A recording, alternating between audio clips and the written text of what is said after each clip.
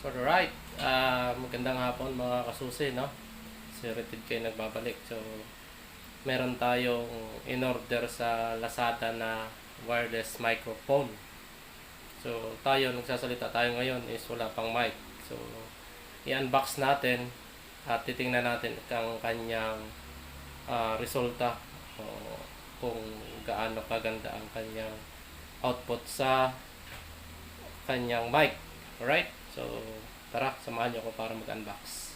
So, for only 200 plus lang itong microphone na to. So, try nating subukan mamaya sa live natin. Okay? So, ito yung ating yan. So, tinanggal ko na siya sa kanyang balot. So, yan. Right. Ilagay lang natin ang ating camera ng maayos. Okay, so ito siya. Tingnan natin ang kanyang laman. Yun, no?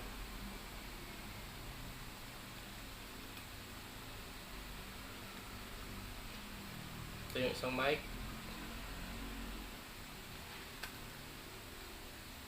So ito yung panglagay doon sa ilalim ng cellphone. Yan, so ito. Meron pa siya.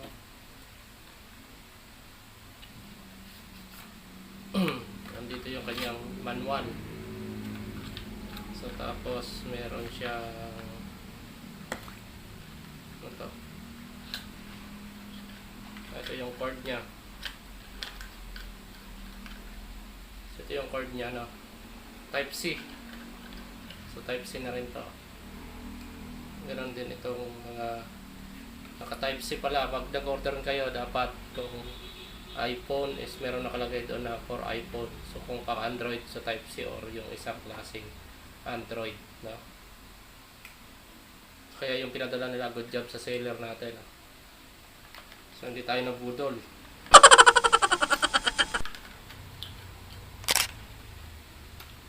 So balik natin.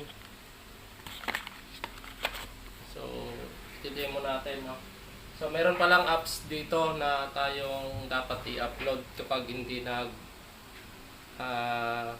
function sa inyong cellphone ito. So mamaya ilalagay ko na lang sa comment section yung apps nakalagay dyan kung ano. So ito ilalagay lang natin to. Ang sabi dyan is pag nagkulay red, magkukulay red dyan dito, tapos ito i-on mo lang. So yan, so nag-on na siya.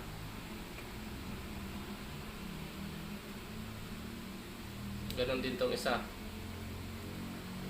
So yan, so para i-click mo lang kapag gusto mong mag-vlog. Yan, tapos gusto mo mag-interview, i-click mo lang dito sa isang tao na gusto mo lagyan ng mic na to, right? So subukan natin sa live natin ito, mga susi. So good job sa seller natin. 5 star ang nating na-receive na items. Okay? So wag lang natin kalimutan na i-off ito lagi. Yan. So merong apps na kailangan nating i-download para gumana itong K9 wireless microphone. So libre lang naman siya. Once na gagamit ka ng mic na to, pwede mo siyang i-open doon sa apps na sinasabi nila. So napanood ko lang din yung tutorial kung paano gamitin itong K9. So maganda siya, maganda, right? So subukan natin sa ating live. So right, mga kasusi, ito na yung gamit na natin yung mic. So titingnan natin ang ating output nitong mic na to. So pag Android ang inyong cellphone, i-check nyo lang yung availability ng inyong OTG sa settings ng inyong cellphone. Tapos nakapag-download na kayo ng apps, yung Open Camera sa Play Store. So pwede na ito. Check natin sa video na to kung ano yung output ng kanyang audio. So check naman natin yung isa. Patayin natin to.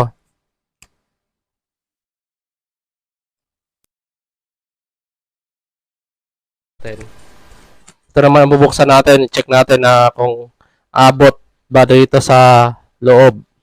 So sabi nga 20 meters yung abot nitong wireless camera. So papasok tayo rito sa loob. Okay, check natin kung malakas talaga ang boses. So mga 5 meters na tayo. Balik na tayo. Right? So check natin sa video or tsaka sa audio niya kung malakas ba talaga. Right?